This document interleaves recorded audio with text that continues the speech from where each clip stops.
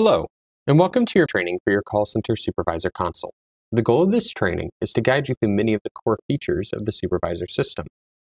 To begin, let's take a look at the main sections of the console. The main page of your supervisor console is broken into four main sections. The call console allows you to manage inbound and outbound calls. The contact section contains various contact directories. Queued call will show you all of your call queues and any calls waiting within them. And the status section lets you set your availability status within the call center and for instant messaging.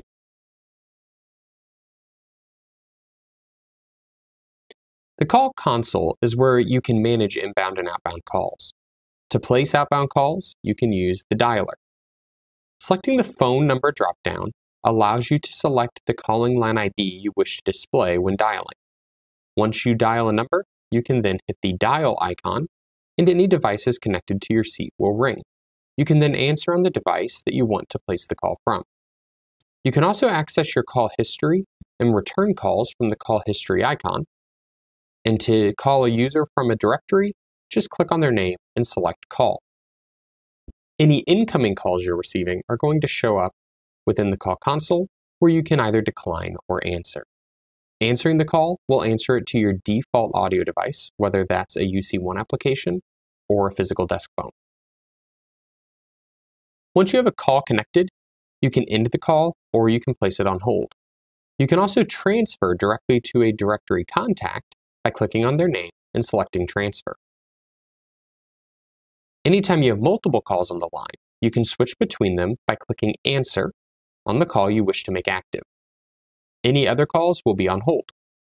You can also merge calls together into a conference call by selecting conference. Once a conference call is initiated, the participants will be shown in the conference section. Here you can manage each individual participant or even leave while letting other parties stay connected.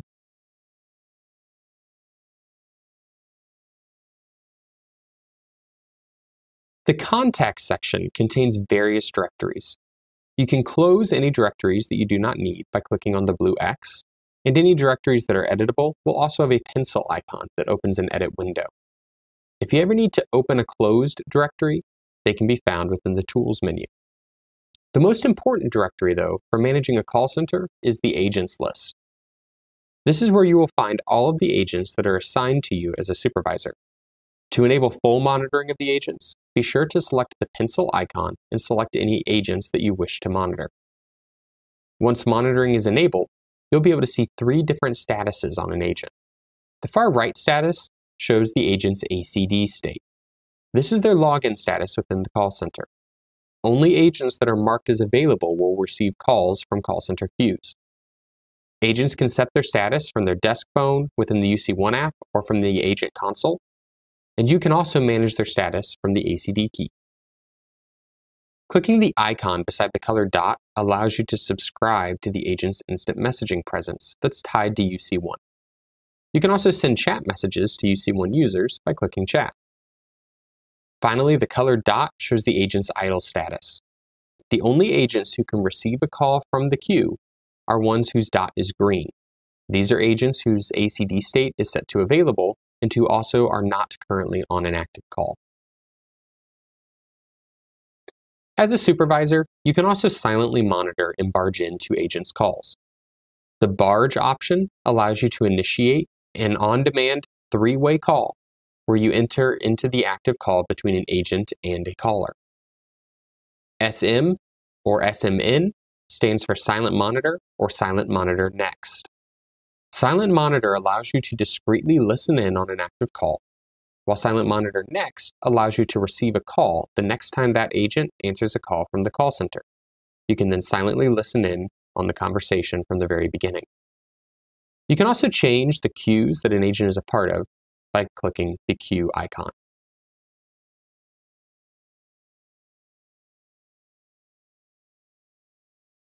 The queued call section is where you can see all of the calls waiting in the queue.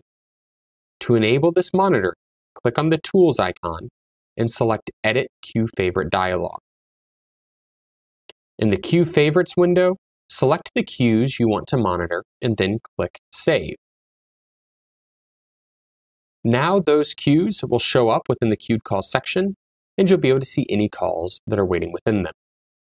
Once you have your main screen set up the way you want it, make sure to click Settings. In the Settings window, Save Workspace allows you to make sure your settings are retained the next time you log in. You can also enable Always Save Workspace on sign out so that any changes you make in the future will be saved each time you sign out from the application.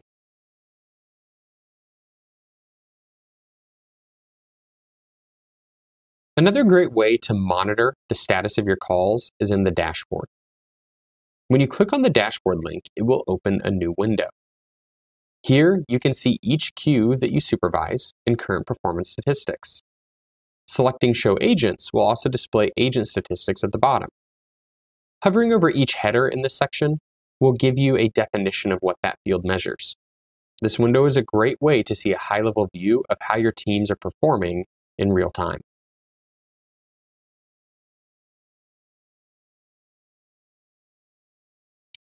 In-depth reporting is also available within the Reporting module.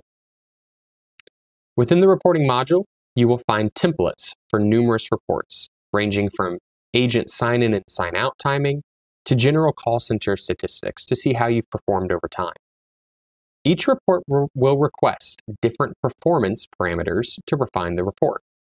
A full description of each parameter is available in the Call Center Reports Service Guide in the Resources page of kmvoice.com. All reports can be ran as 3 different types. Historical lets you run a report over a defined time range.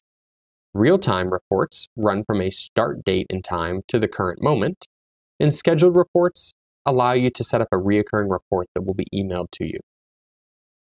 Each report can also be output in 3 ways. HTML will render the report within the web page, while PDF or XLS will download files for printing and further reporting flexibility. Giving shape to ideas. Konica Minolta.